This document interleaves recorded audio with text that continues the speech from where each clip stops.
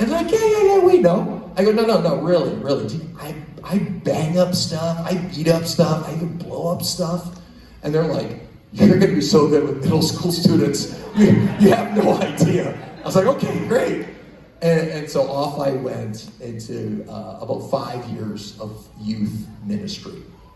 Now, 5 years into youth ministry, I started having dreams in the middle of the night that God wanted this church to have a security team.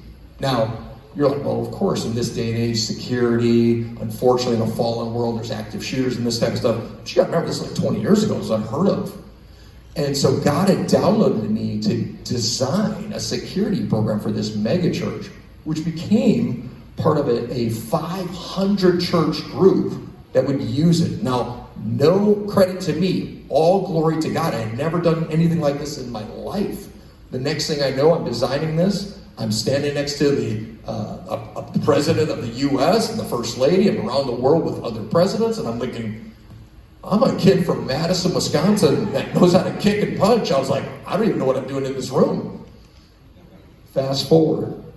So remember, 5 years in student ministries, 5 years in the security industry, and then I get invited to an event for the World Championship. And I'm probably from here to Marty from the World Championship stage. I was a guest.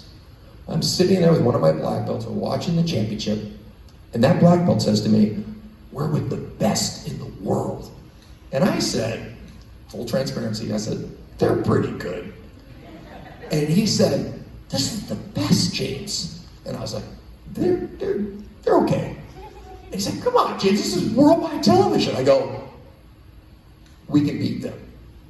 He's like, no. That Monday, we were in the studio, martial arts studio, Fortress Hill, and I said to the whole team, I said, we're gonna go win the world title.